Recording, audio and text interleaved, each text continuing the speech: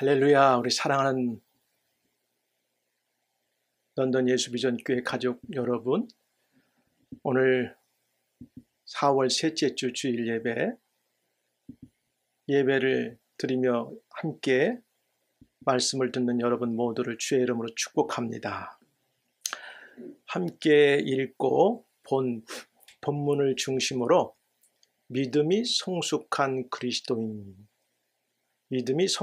그리스도인, 이런 제목을 가지고 말씀을 증거합니다. 오늘 우리가 함께 읽은 시편 23편의 시는 가장 아름다운 시편 중에 하나입니다. 이 땅의 대부분의 기독교인들은 어린 주일학교 학생들로부터 나이 많은 어른들까지 모두가 좋아하고 암송하는 애독의 말씀입니다. 그래서 루터는 슬퍼하는 자를 기쁨의 잔이 넘치도록 하게 하는 시편의 말씀이다. 또 칼빈은 시편 중에 황금 시편이다.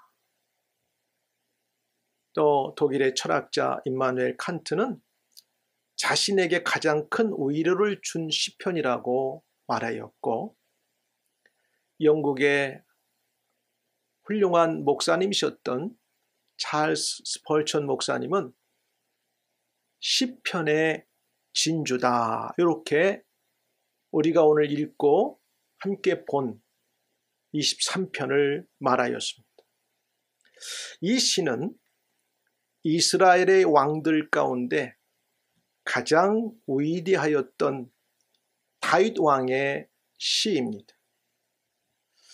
시골의 작은 목동으로부터 출발하여 이스라엘의 가장 위대한 왕이 되기까지 그가 겪었고, 지금 왕이 되고 상당한 시간이 흘러서 나이가 들은 현재 왕이 된 그가 겪고 있는 여러 일들과 경험들 속에서 여호와 하나님께서 자기에게 베푸셨던 인자라는 것은 사랑스러운 마음, 그리고 여호와 하나님의 보호하심과 필요를 공급하시는 것을 통하여 여호와 하나님은 목자가 되시고 자기는 양에 비유하여 관계하는 이제 내용의 말씀입니다.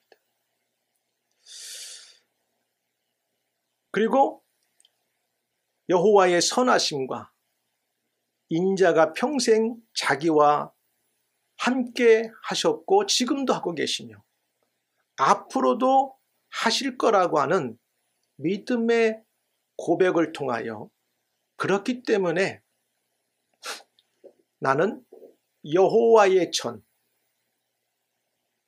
여호와의 집을 떠나지 않고 그곳에서 영원히 거한다, 머문다, 산다고 고백하는 내용의 말씀입니다.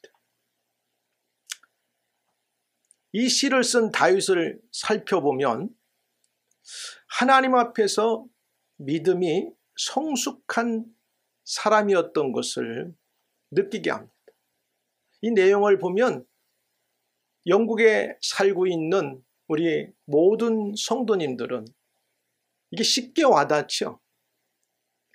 목가적인 풍경, 영국 어느 곳에 시골 마을에 가도 양들과 가축들이 넓은 초원의 들판에 자기들이 다니며 풀을 뜯는 이런 목가적인 환경들을 우리는 쉽게 이제 느끼고 경험하고 발견하게 됩니다. 그래서 오늘 이 본문이 우리에게 참 와닿아요. 참 멋있어요. 근데 사실 이 내용을 잘 우리가 알게 되면 사실 다윗이 이 시편을 쓸 때는 정말 그의 인생에 있어서 어떻게 보면 가장 어렵고 치욕적인 때의 이 아름다운 시를 썼다는 내용입니다.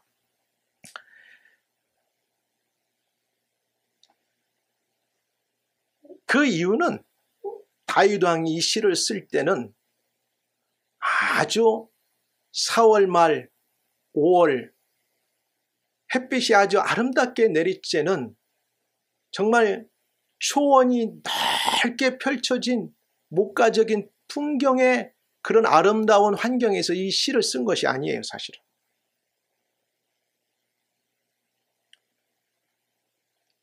노년의 자기 아들, 세 번째 아들인 압살롬이라고 하는 아들, 그 아들이 자기 아버지 다윗이 자기에게 왕을 넘겨줄 것 같지 않으니까 우리 아버지를 내가 처단하고 그 왕의 자리에서 끌어내려서 내가 왕이 되어야 되겠다고 아버지에게 반역을 저질러서 왕궁에서 예루살렘 성을 빠져나와 도망가면서 사실은 이 시를 썼다는 거예요.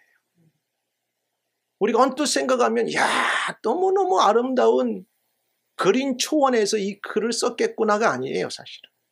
근데 어떻게 다윗이 그러한 환경 속에서 이 아름다운 추옥 같은, 진주 같은, 황금 같은 시편의 이 말씀을 쓸 수 있었냐 이거예요.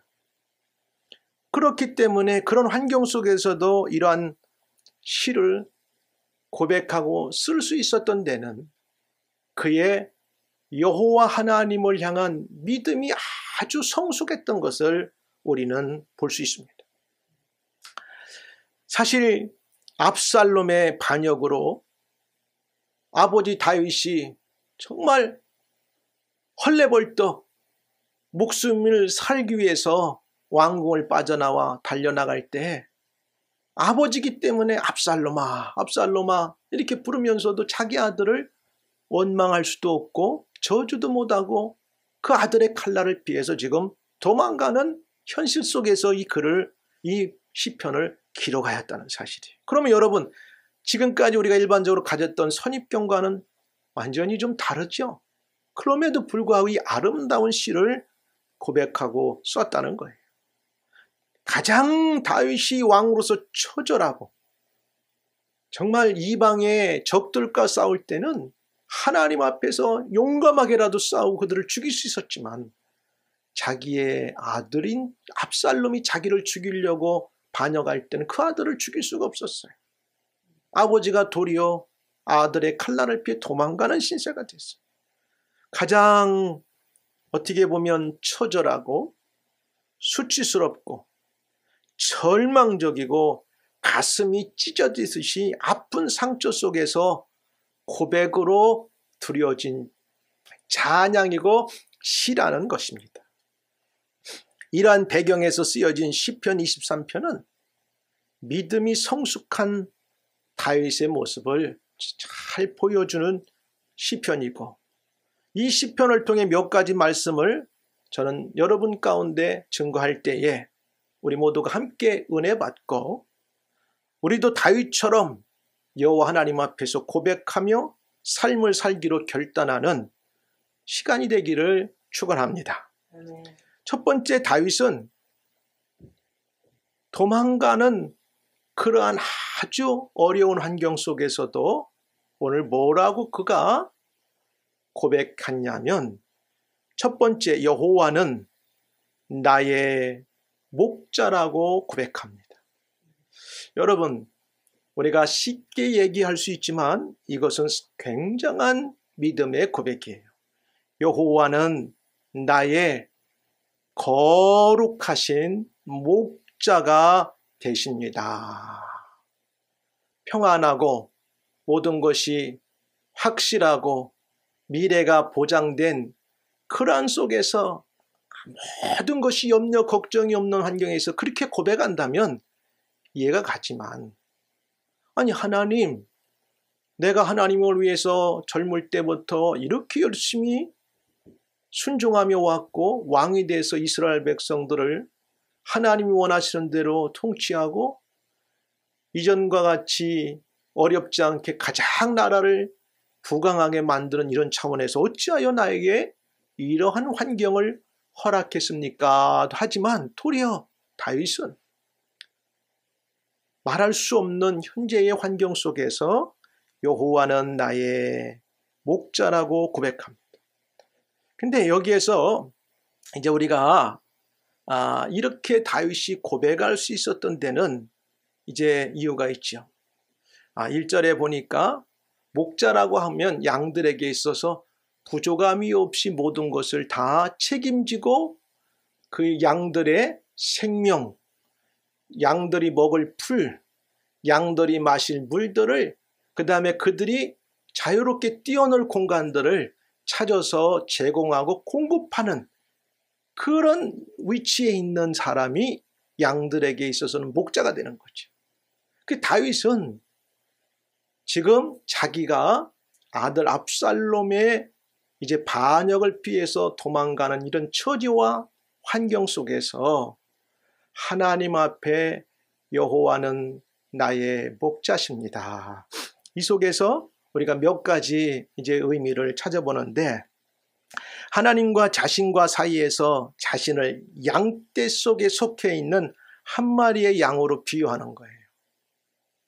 왕이지만 하나님 앞에서는 많은 양떼들 가운데 정말 보잘것없는 한 마리 양처럼 목자의 도움을 받아야만 그 광야나 들판에서 푸른 풀을 뜯고 물을 마시고 또 그 다음에 생명을 유지하며 살아가는 양떼처럼 자신도 왕이지만 하늘의 여호와 하나님이 목자가 되셔서 지켜주지 아니하면 나는 아무것도 아니라고 하는 믿음의 고백인 것을 오늘 우리는 알 수 있습니다.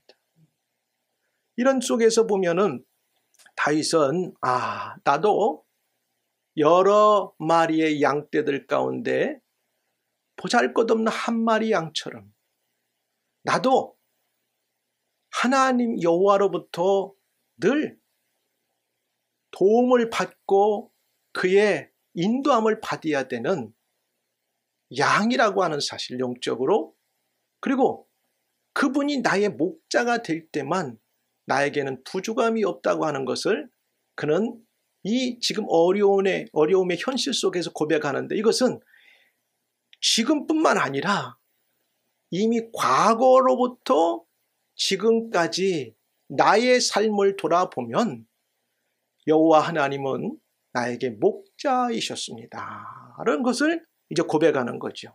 목자셨습니다.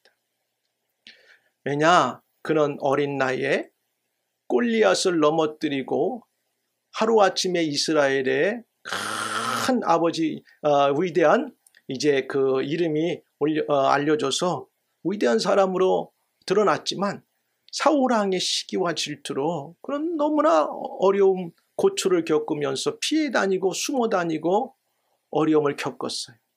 그리고 그의 칼날을 피하여 광야로, 때로는 들로, 산으로, 그 다음에 더 숨을 때는 적진에 들어가서 미친 짓까지 하면서 그가 그렇게 다녔을 때도 하나님이 그의 머리털 하나 상하지 않도록 지켜줬다는 걸 그는 생각하면서, 그래, 내가 현재 수치스럽고 가슴이 찢어지고 말할 수 없는 환경 속에서 내가 지금 이렇게 처해 있지만, 그러나 여호와 하나님이 지금까지 나의 목자가 돼서 인도하셨다면 이 상황도 분명히 한 마리 양떼를 지키기 위해서 끝까지 사랑으로 애쓰는 목자신 여호와께서 나를 지키실 거라고 하는 믿음의 고백도 같이 들어있는 거죠. 이 상황 가운데서는. 그래서 여호와는 나의 목자시니, 목자는 양들에게 있어 부족함이 없는 존재죠. 얼마나 여러분, 정말 여호와 하나님이 저와 여러분의 과거로부터 오늘까지 또 현재 우리가 처한 여러 환경들 속에서 이뿐만 아니라 앞으로 다가올 미래까지 여호와 하나님만이 나의 영적이고 육신적인 세상의 모든 것들이 필요한 것들을 다 공급하시는 목자라고 하는 사실을 고백하십니까? 다윗은 지금 그렇게 하는 거예요. 다윗은 그렇게 하는 거예요. 여호와는 나의 목자신 내게 부족함이 없는데 그가 자기를 푸른 초장에 누이셨다는 거예요. 그렇죠? 그의 과거를 되돌아보면 왕의 신분이 아니었는데 그의 부모가 그를 목동에서 이끌어내서 왕의 자리에 하나님이 올려줬어요. 정말 푸른 풀밭에 누이셨잖아요. 푸른 초장에 누이시고 쉴 만한 물가로 인도하셨어요. 그러니까 양에게 있어서 이만큼 좋은 목자는 없어요. 여러분, 영국에서 먹고 자라고 들판에 뛰어노는 양떼들을 생각하면 안 돼요. 이 다윗이 이 시를 쓸 때는 팔레스타인, 오늘날 농업이 과학의 발달로 물을 끌어서 잔디가 없는데도 스프링클러나 이런 걸로 잔디를 키우는 그런 시대가 아니라 2000년 전이 훨씬 전에 한 3000년 전이 넘는 시대에 그 땅에 양떼들에게 푸른 풀밭으로 쉴만한 이제 물가로 인도한다고 하는 목자는 아주 정말 자기 생명을 걸고 양떼들을 이끄는 자였어요. 그런 걸 비교해 볼 때 여호와 하나님은 자기에게 이런 존재라는 거예요. 목자라는 거예요. 오늘 우리가 하나님을 믿고 살아가는 것 같아도 우리가 애쓰고 수고하고 노력해서 뭔가 잘 되어지면 하나님이라는 존재가 내가 의지하고 그분을 붙들어야 될 목자라고 하는 걸 잊어버리고 살아갈 때가 많아요. 아니 뭐 내가 애쓰고 수고해서 그 대가로 내가 오늘 누리는 거지. 하나님이 뭐 나를 얼마나 도와주셨을까? 그래 뭐 때로 그럴 수도 있겠지. 아니요. 다윗이 왕이 되기까지 오늘 왕이 돼서도 이스라엘이 부궁하고 이제 부국 강변하도록 도와주시고 오늘 아들의 칼날을 피해서 도망가는 현실 속에서도 하나님이 그의 생명을 지키시고 있는 이 상황 속에 다윗은 여호와 하나님이 내 과거와 현재와 미래를 이끄실 목자라고 하는 사실 속에서 이 시를 쓰는 거죠. 그리고 보면 이 내용은 푸른 풀밭이라고 할 때는 다윗이 이런 어떤 비유, 생각을 어디서 바꿨을까 보면 아마 다윗은 그 옛날 이스라엘 백성들이 애굽에서 400년 동안 종살이 하다가 노예로 하나님이 세운 모세라고 하는 지도자를 통해서 광야길을 걸어 나올 때 보세요. 어마어마한 인구가 그 광야를 지날 때 그들에게 먹을 걸 주고 그들에게 마실 물을 준다고 하는 것은 정말 그들에게 생명을 주는 목자셨어요. 누가? 여호와 하나님이. 그런 깊은 역사적인 하나님의 구원의 섭리 가운데 이스라엘 백성들이 인도된 것을 자기의 삶을 거기에 비유하면서 오늘 다윗이 이 시를 썼다고 여겨집니다. 그렇잖아요. 생각해 보세요. 그 광야와 같고 낮에는 뜨겁고 밤에는 추운 광야를 어린아이들을 포함한 200만 명의 어마어마한 인구들이 광야길을 지나갈 때 여호와의 전능하신 목자가 아니셨다면 이스라엘 백성들은 푸른 풀밭, 이것은 먹을 것을 말하는 거죠. 양떼들에게, 가축들에게 쉴 만한 물가, 광야에 반석을 내셔서 그들을 먹이셨던 하나님. 그 구원의 하나님, 오늘 나의 하나님이라고 하는 것을 개인적으로 비유하면서 오늘 이 시를 쓰고 있는 거죠. 오늘 저와 여러분들도 똑같아요. 그렇잖아요. 그래서 출애굽기 15장 13절에 보니까 주의 인자하심으로 주께서 구속하신 백성을 인도하시되, 그죠?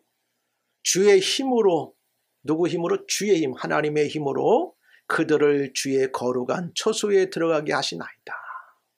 가나안 땅으로 그들을 들이시기 위해서 젖과 끓이우는 가나안 약속의 땅으로 그들을 노예에서 종에서 끌어내어 그들에게 들어가게 하기 위해서, 다시 말하면 가난한 목동 보잘것없어진 자기를 끌어내서 세상에 알려지게 하고 임금이 되고 왕이 되게 하시고 정말 푸른 풀밭으로 인도하셨다고 하는 걸, 지금의 현실 당하는 것에 좌절하거나 낙심하거나 그걸로 끝났다고 생각하는 게 아니라 도리어 이때 하나님 앞에 믿음으로 고백하고 미래를 맡기는, 왜? 그분이 우리 인생의 목자가 되시기 때문에 그렇다는 사실이에요.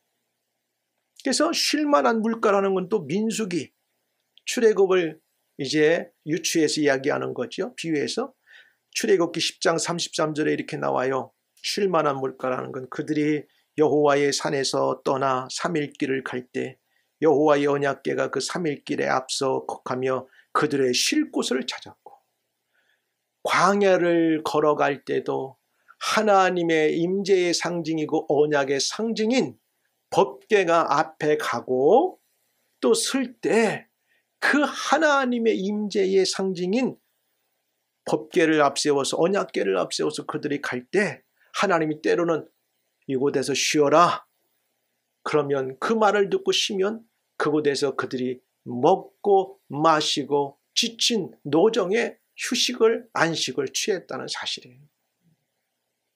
생각해 보세요. 어떻게 200만 명이 40년 동안 광야를 걸으며 한 끼도 굶지 않고 먹고 그 어마어마한 사람들이 마셨고 입었고 견뎠냐 이 말이에요. 그것은 목자를 잘 만나서 돼요. 하늘 문을 여시고 만나를 내리시고 메추라기를 보내시고 반석을 쳐서 생수가 나오게 하시는 그 구원의 이스라엘의 하나님을 자기의 하나님으로 생각하니까, 아하, 이스라엘의 영원한 목자 되시는 여호와는 나 다윗 왕에게도 목자가 되시는구나. 그가 나를 지금까지도 푸른 초장으로 인도하셨고 쉴만한 물가로 인도하셨고, 또 내가 때로는 번아웃돼서 지쳐가지고 쓰러져서 정말 어떻게 할 수 없을 때도 나에게 원기를 회복시키시고 나를 소생시켰다. 리스토어드 했다는 거예요. 리스토어드. 나를 소생시키셔서, 왜? 나를 위해서가 아니라 자기의 의름을 위하여 하나님의 의로움을 드러내도록 하기 위해서 인도하셨다는 거예요. 근데 오늘 이 시편 이 23편 1절에서 6절에 보면 아주 흥미로운 내용이 나오는데, 여기에 나오는 그 동사들, 그 원어인 히브리어의 동사를 보면 다 동사가 뭘로 쓰였냐면 미완료 과거형으로 쓰였어요. 이미 시작됐지만 아직 끝나지 않은.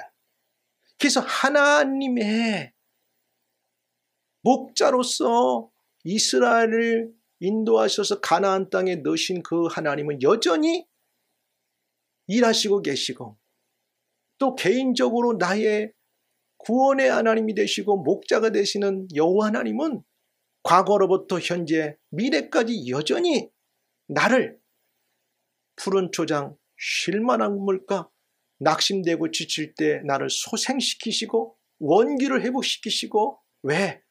나만을 위해서가 아니라 그 목자 되시는 여호와의 의로움을 드러내게 하기 위해서라도 그렇게 하신다고 약속하셨어요. 한번 사진을 한번 좀 보여줄래요? 제가 이제 설명한 것을 보면은 이스라엘 땅에는 이래요.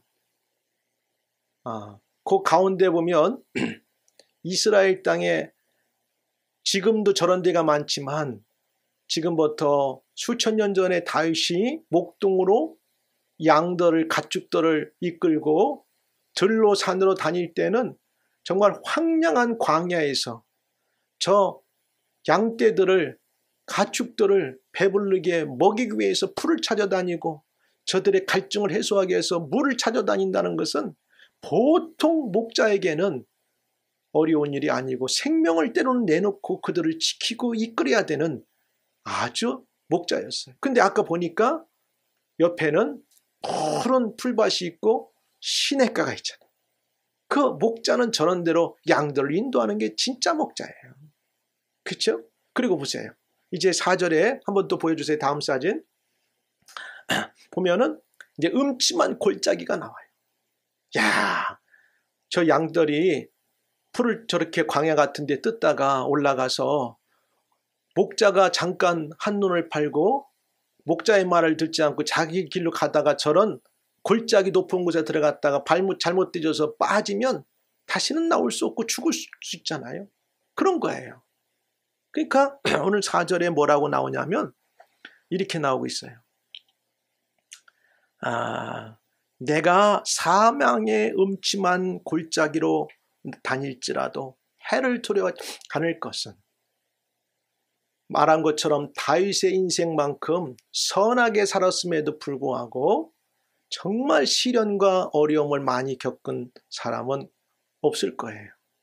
근데 지금 왕의 신분임에도 불구하고 그건 다른 사람이 아닌 자기가 낳은 아들로부터 이제 그가 어려움을 당해서 피하는 신사가 됐을 때, 첫째는 자기를 돌아보니까 자기의 과거로부터 현재까지도 나의 삶을 돌아보면 때로는 사망의 음침한 골짜기가 있었고, 그런데도 내가 그 악한 자들이 나에게 골짜기로 떨어뜨리려고 나를 올무를 걸어서 넘어지게 할지라도 두려워하지 않을 것은 주께서 나와 함께 하심이라. 왜? 믿는 거죠. 때로는 양떼들이 있다가 목자의 말을 듣지 않고 어떤 양은 쥐가 그 그룹에서 이탈해서 골짜기가 언덕 있는 데로 막 간단 말이에요. 그래도 양은 맘 놓고 가는 거지. 왜? 내 목자가 내가 잘못된 길로 가면 쫓아와서 내가 그 음침한 골짜기, 사망의 골짜기로 빠지지 않도록 나를 건져주실 것이기 때문에, 나를 이끌어 주실 것이기 때문에 그렇다는 거예요. 예? 다윗은 지금 그렇게 고백하는 거죠. 사망의 음침한 골짜기라는 건 매우 깊은 어두움을 말하고 완전한 어두움을 말하는 거예요. 그러니까 자기의 삶을 과거로부터 회상해보고 현재의 삶을 또 보고 그러는 속에서 아하, 나뿐만 아니라 이스라엘의 구속의 하나님 여호와는 우리 이스라엘 백성들을 이렇게 이끌어내신 목자셨구나. 목자셨구나. 출애굽 및 광야의 깊은 어두움을 통한 이제 그런 긴 세월 동안 수많은 이방의 침공이 있었고, 때로는 그들 가운데 어려움이, 질병이 찾아왔고, 숱한 어려움들이 찾아왔을 때도 그런 사망의 음침한 골짜기, 이런 구덩이, 이런 속에 그들이 때로는 놓였을 때도 여호와 하나님은 그들의 목자가 되셔서 이방으로부터 그들을 지키시고 막아주시고 구원해 주시고 그들을 그 수렁에서 건져내가지고 끝까지 그들이 들어갈 가나안 땅까지 인도하신 목자라고 하는 것을 이 이스라엘 백성들의 출애굽의 과정을 생각하면서 이 다윗은 자기의 과거로부터 현재 그리고 앞으로 다가올 것까지를 지금 이렇게 생각하는 거죠. 그분이 나의 목자가 되시면 내가 부족할 게 없어요. 나는 이미도 경험했고 지금 이 상황, 내가 도망가는 과정 속에서도 내 생명이 여전히 붙어 있고 그분이 나와 함께 하시면 나는 아무 염려가 없다.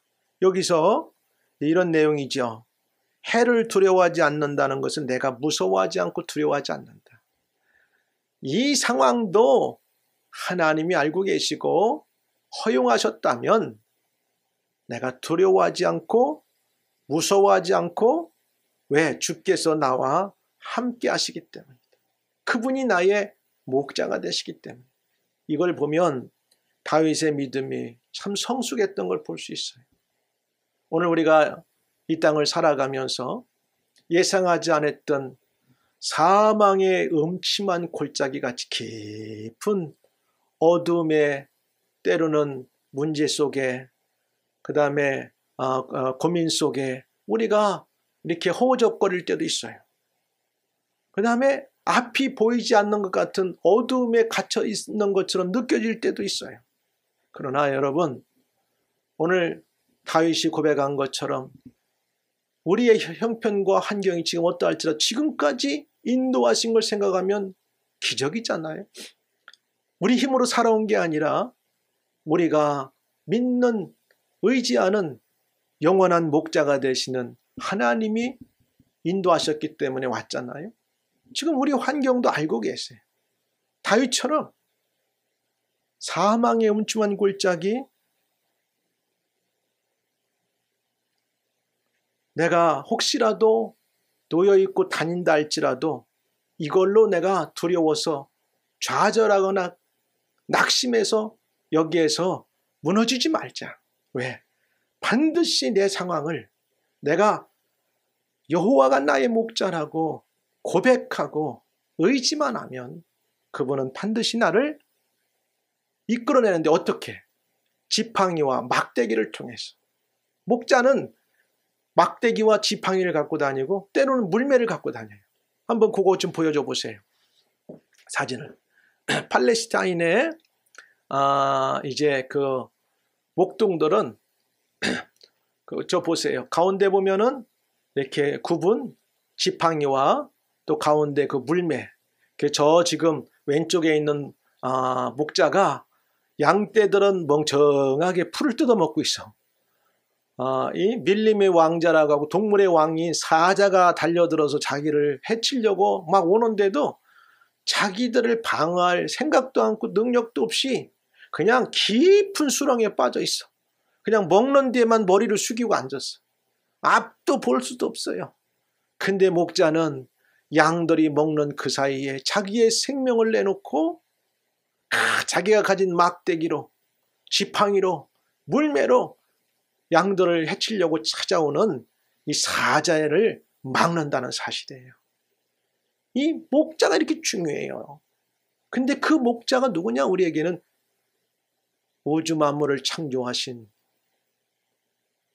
이스라엘을 노예와 그 다음에 종으로부터 구속하신 그 만군의 여호와 하나님이 다윗의 목자 되셨고 오늘 저와 여러분의 목자라고 하는 사실을 믿으시기를 주의 이름으로 축원합니다. 그래서 우리는 확신을 가져야 돼.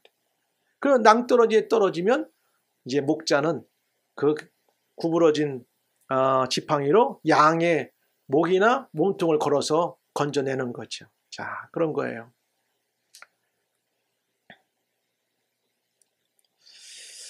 두 번째는 어떻게 됐느냐? 본문에 보니까 다윗은 목자 되시는 여호와 하나님에게 현재와 미래를 감사하는 사람이었어요.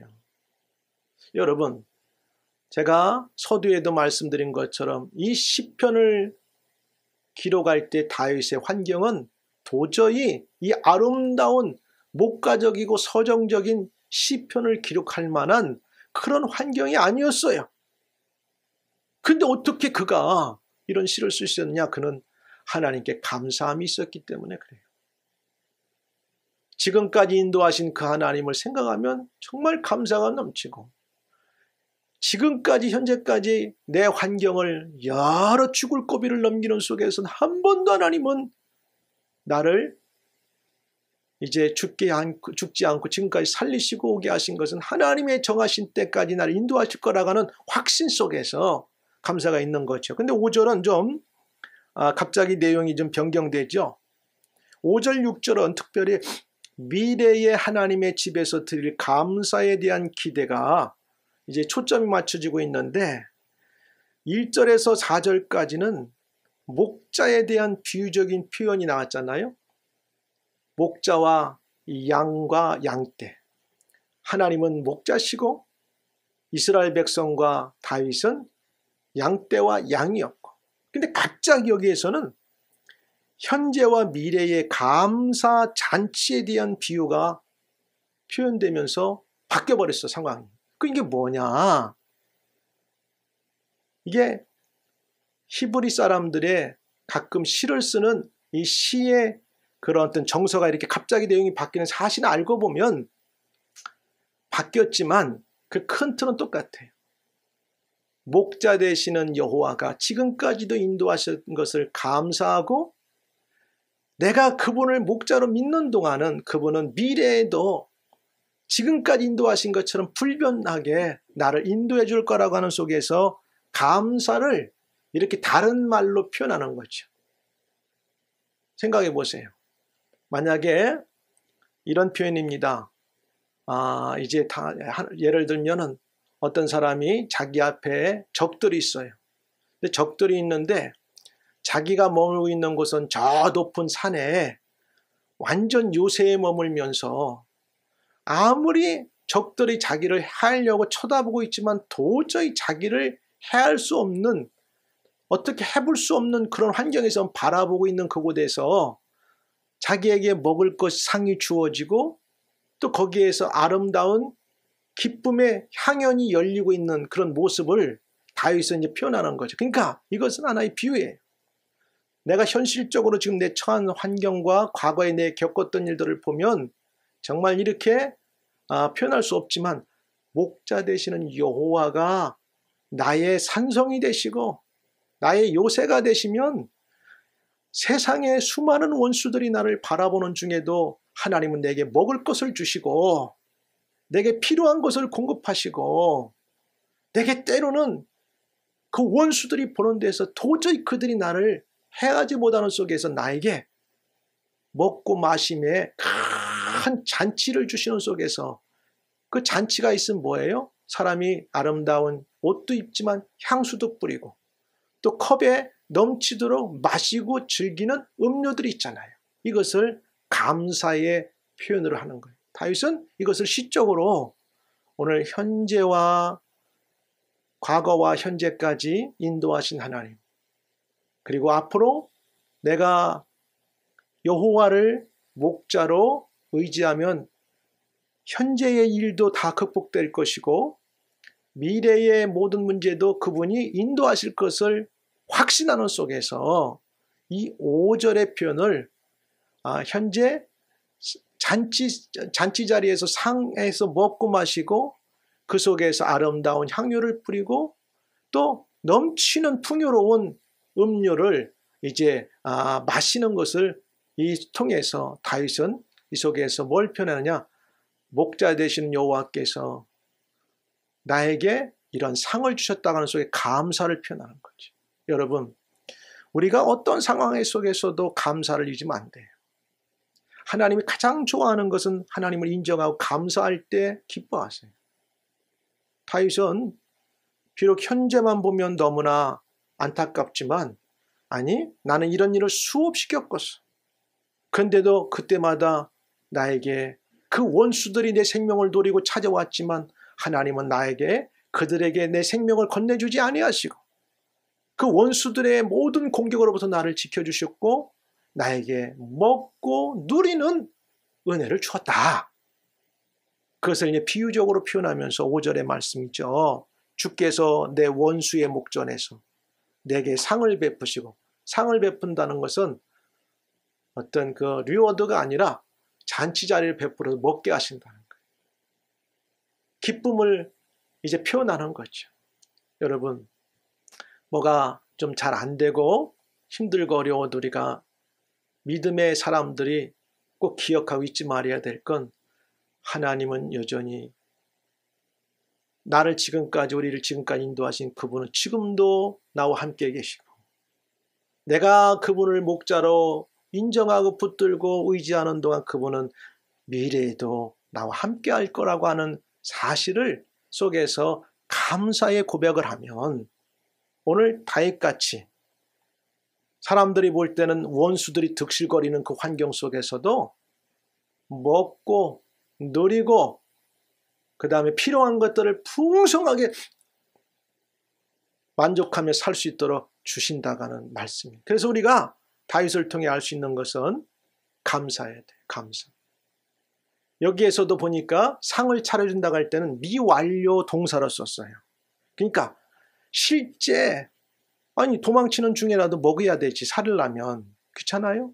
근데 그거보다는, 지금보다는 미래에는 하나님이 반드시 더 크게 나에게 주실 거라고 하는 속에서 지금도 먹고 마시는 것이 목자의 은혜이지만 내게 미래에 더 풍성하게 주실 그분도 목자라고 하는 속에서 하나님께 감사한다는 거죠. 마지막 세 번째는 뭐냐면요, 그러기 때문에 여호와의 집에 영원히 살기로 다윗은 결단했어요. 내가 사람 의지하지 않고 환경 바라보지 않고 나는 여호와의 집에서 내가 살기로 영원히 결단했다, 이렇게 나와요. 내 평생의 선하심과 인자하심이 반드시 나를 따르리니 내가 여호와의 집에 영원히 살리라. 나는 여러분들이 하나님의 품을 영원히 떠나지 않고 그분이 이제 예배하고 그분을 섬기는 보이지 않는 우주적인 교회와 또 우리가 보는 이 땅의 교회들 속에서 여러분이 떠나지 않고 하나님을 예배하며 사는 그런 사람들이 되기를 주의 이름으로 축원합니다. 그러니까 다윗은 고백하는 거죠. 내 평생의 선하심과 인자하심이 반드시 나를 따르리니 내가 여호와의 집에서 영원히 살리라, 이렇게 나왔어요. 여기서도 보면은 나를 따른다, 선하심과 인자하심. 여러분, 하나님의 선하심은 반드시 하나님의 사랑에 기인하는 거예요. 우리 연약한 사람들 불쌍히 여기고 우리를 긍휼히 여기고 우리를 사랑하는 그 마음을 통해서 하나님의 선하심은 우리에게 다가오는 거예요. 다윗은 그걸 알았어요. 목자가 연약한 양일지라도 그를 내버려두지 않고, 들판에 홀로 내버려두지 않고 끝까지 그를 불쌍히 여기고 사랑해서 지키고 인도하는 것처럼 이스라엘의 하나님은 이런 하나님이셨고 다윗에게 있어서 여호와 하나님은 이런 여호와셨고 오늘 저와 여러분들에게도 이럴 줄 믿습니다. 그래서 이제 여호와의 집에 영원히 살기로 결단했는데 다윗 지금까지 평생 살아오는 동안 여호와의 선하심과 인자하심이 함께하는 것을 그는 고백한 거지. 그리고 시를 쓰고 있는 현재도 함께함을 느끼고 경험하며, 그리고 미래에도 이 여호와의 선하심과 인자하심이 함께할 때만 그가 하나님의 자녀 백성으로 세상에서 승리할 수 있다는 것을 고백하는 것입니다. 나는 여러분들이 믿음의 사람들로서 지금까지도 다윗처럼 여호와의 전, 그의 품과 그리고 그를 예배하는 교회를 중심으로 사는 선하심과 인자하심을 따라 살기로 결단하는 여러분들이 되기를 축원합니다. 그리고 우리들의 미래에도 계속하여 하나님의 선하심과 긍휼과 자비하심의 사랑이 계속하여 여러분들, 저와 여러분들을 우리들에게 따라오도록 하기 위해서는 오늘 다윗처럼 하나님의 품을 떠나지 않는 믿음의 사람들이 되기를 바랍니다.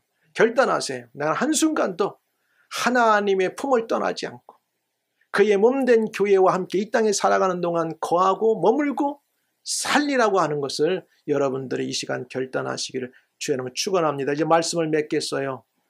우리들은 시편 23편의 고백과 같은 다윗의 삶을 우리도 바랍니다. 그래서 우리들의 신앙도 어려움 속에서도 절망 속에서도 수치스러운 속에서도 답답한 속에서 다윗과 같이 여호와는 나의 목자시니 내가 부족함이 없으리로다 라고 고백하시기를 주의 이름으로 축원합니다. 여러분, 여호와 하나님이 목자만 되시면 어떤 환경도 다 극복되어지고 이기고 승리할 줄 믿습니다. 그렇기 때문에 오늘 다윗처럼 수치스럽고 안타깝고 너무나 정말 비참한 환경에 있지만 하나님 앞에 지금까지도 함께한 그 은혜를 찬양하고 기도하고 하나님의 인도하심을 따라 감사하며 하나님의 집, 영적으로 하나님의 집 오늘날 그의 몸된 주님의 몸된 교회에서 영원히 거하며 살아가겠다고 결단하는 저와 여러분 우리 모두가 되시기를 축원합니다. 그래서 다윗이 받았던 축복을 오늘 저와 여러분 우리 교회가 받는 은혜가 있고 한 주간이란 삶을 살기를, 그래서 목자 되시는 여호와를 붙들고 한 주간 승리의 삶을 사시기를 주의 이름으로 축복합니다. 기도하겠습니다. 은혜로우신 아버지 감사합니다. 오늘도 이 말씀 다윗에게 주신 것뿐만 아니라 우리 모두에게 준 줄 압니다. 세상 살아가는 동안 영원한 목자 되시는 여호와 하나님, 그분의 품과 그분의 아들을 통하여 세운 몸된 교회에 머물고 살기로 결단하는, 그래서 주어진 한 주간도 세상에 승리하는 한 주간 되기를 예수님의 이름으로 기도합니다. 아멘.